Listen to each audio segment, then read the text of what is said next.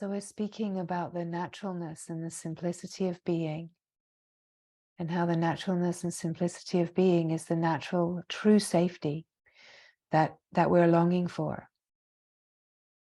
And that when there is something arising in life that challenges our sense of safety, that there's always an opportunity when we feel the challenge to safety, which is like a resistance, a protection, a reaction,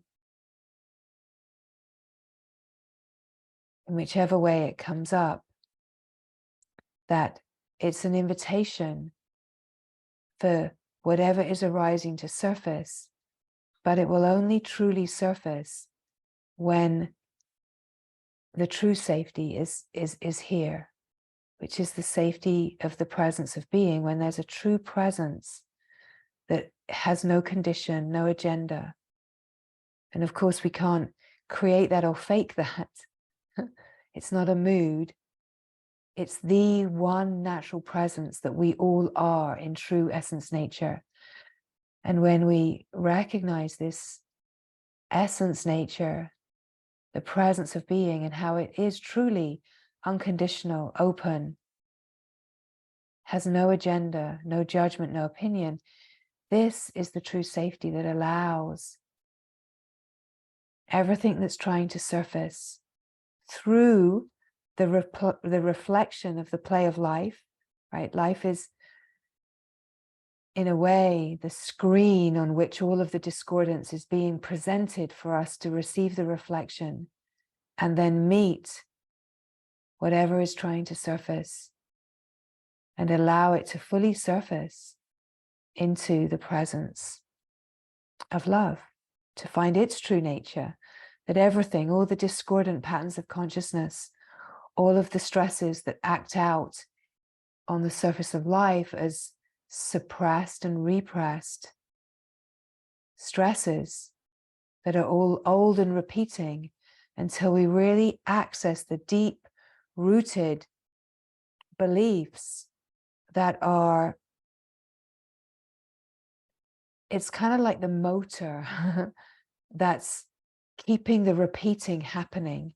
And until we release these deep held beliefs, the great misunderstanding, which is essentially that there's something wrong with me, I've done something wrong, I'm not lovable, I'm not worthy, there's something lacking or missing, right? Until we actually recognize and face these places, that the belief can just keep cycling in all of its different ways that it has created strategies. And so in the presence of being, in the presence of love, all of this naturally starts to come forward, which is why this unfolding has challenge and intensity to it, that it's not for the faint-hearted to really come to this unfolding, right?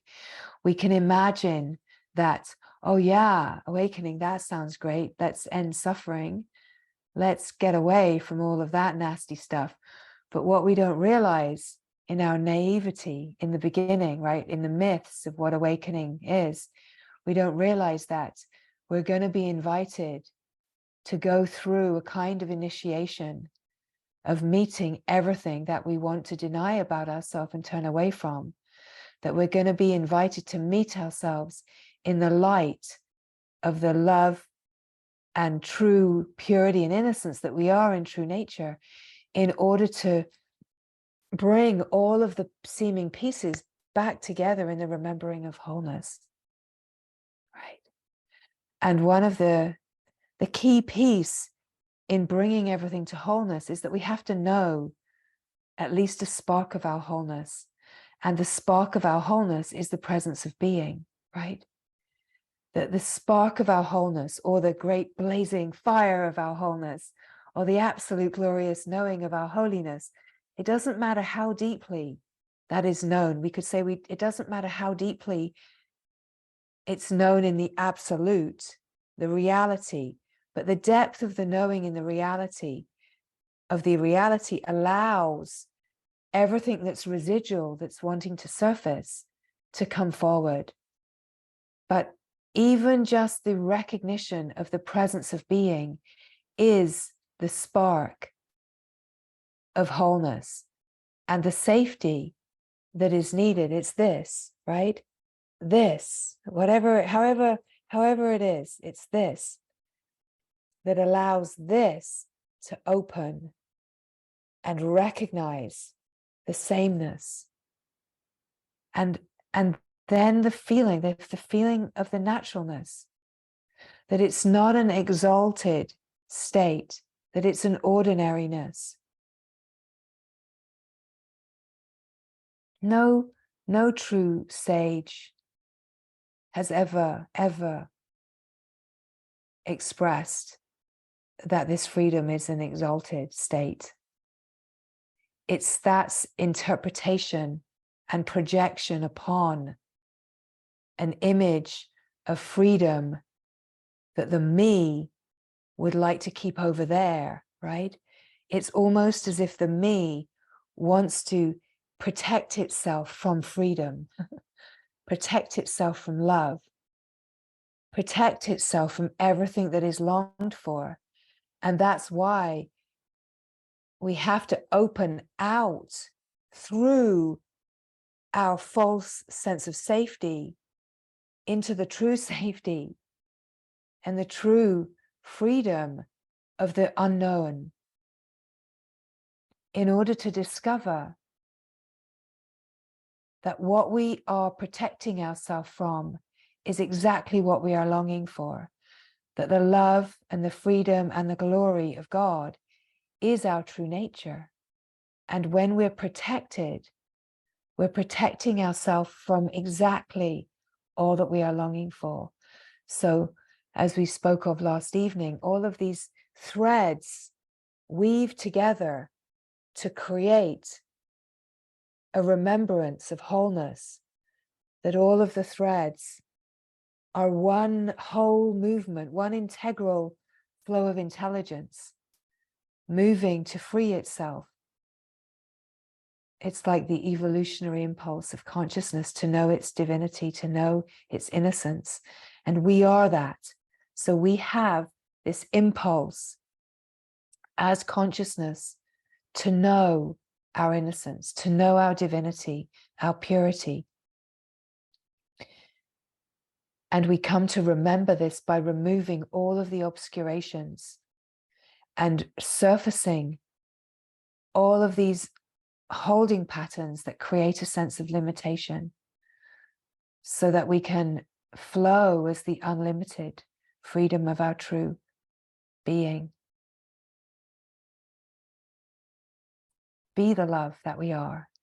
Be the love that we are longing for, right?